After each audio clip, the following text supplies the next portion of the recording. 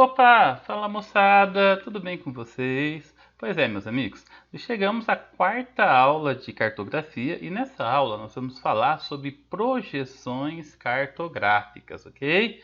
Pois é, além dessa aula temos mais uma sobre tecnologias e escalas e por fim nós vamos terminar esse conteúdo sobre cartografia resolvendo alguns exercícios de vestibulares e de Enem. Vamos lá então, pessoal? Primeiro vamos entender um pouquinho o que são as projeções cartográficas. As projeções cartográficas são a forma como a Terra, como o planeta, é representado. Normalmente ela é representada no globo, porque a Terra possui uma certa esfericidade. A Terra, na verdade, é um geóide, mas ela é didaticamente esférica, né? Mas, de uma maneira mais didática, normalmente esse globo ele é passado para um planisfério. Fica mais fácil de se trabalhar dentro de uma projeção plana, não é verdade? Bom, tem diferentes tipos de projeções cartográficas.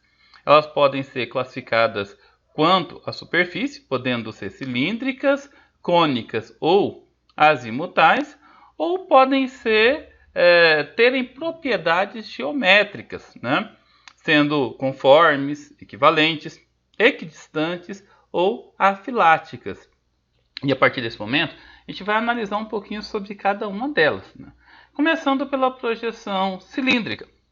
É uma projeção muito utilizada para representar toda a superfície do globo, pois o globo é representado sobre um cilindro e planificado posteriormente. É como se a gente envolvesse a Terra, né, com um cilindro muito grande e a partir daí a gente desenhasse, né, todas as partes a serem representadas. É mais ou menos isso que vocês estão vendo na imagem do slide.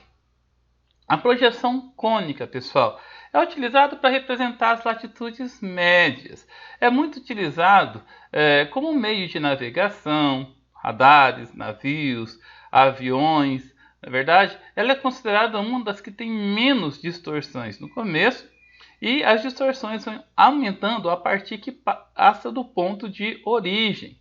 Então, sempre no comecinho as distorções são menores, tá?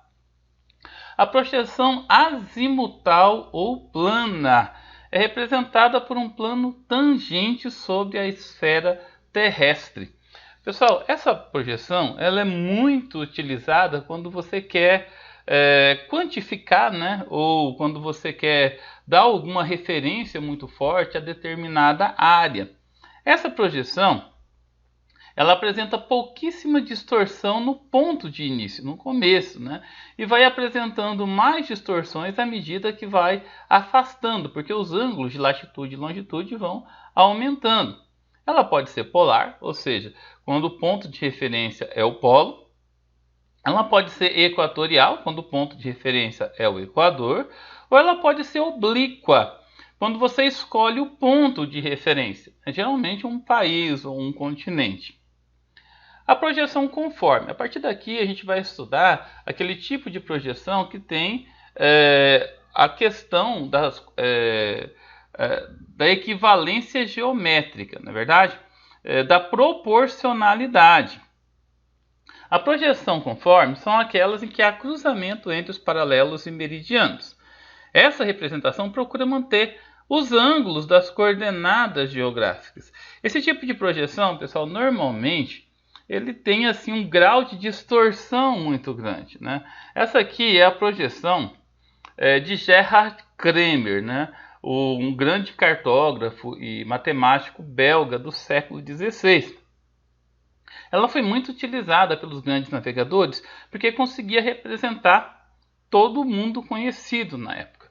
Mas se vocês observarem, olha aqui no cursor, ela procura manter as mesmas proporções de latitude e longitude nos ângulos. Mas isso, pessoal, faz com que a região mais afastada da linha do Equador, a região dos polos, né, tenham grandes distorções. Vou pegar um exemplo aqui para vocês. Olha só. Essa aqui é a ilha da Groenlândia. Ela tem pouco mais de 2 milhões de quilômetros quadrados. Apesar de ser uma ilha imensa, a maior do mundo, né, ela é muito pequena se comparada à América do Sul. A América do Sul, pessoal, tem mais de 17 milhões de quilômetros quadrados. E nessa projeção, a ilha da Groenlândia que é 8 vezes e meia menor que a América do Sul, aparece praticamente do mesmo tamanho de todo o subcontinente sul-americano. Só para vocês perceberem um pouco o tanto que esse tipo de projeção tem grandes distorções, não é verdade? Tem a projeção equivalente. Essa projeção ela procura manter a proporcionalidade das áreas, porém deforma os ângulos, né? Deforma um pouco as formas quando comparadas à realidade. Aqui nós temos uma projeção cilíndrica equivalente, né, do historiador e cartógrafo Arno Peters. Ele montou essa projeção dentro do contexto da Guerra Fria, em que os países tropicais, principalmente os países africanos, estavam lutando pela sua independência. Em síntese, pessoal, ele tenta manter a mesma distância de ângulos das regiões polares e das regiões equatoriais, tropicais. Por que isso? Porque a Terra, pelo fato de ser esférica, né, a medida dos ângulos vão diminuindo quando vão se aproximando dos polos. Vocês lembram do exemplo anterior que eu citei da Groenlândia? Pois é, olha ela aqui, ó, tá vendo? Olha só, ela está pequenininha aqui se comparado à América do Sul.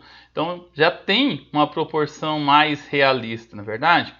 É claro que também tem distorções, só que essa representação tem uma distorção menor do que a anterior, né, do Mercator.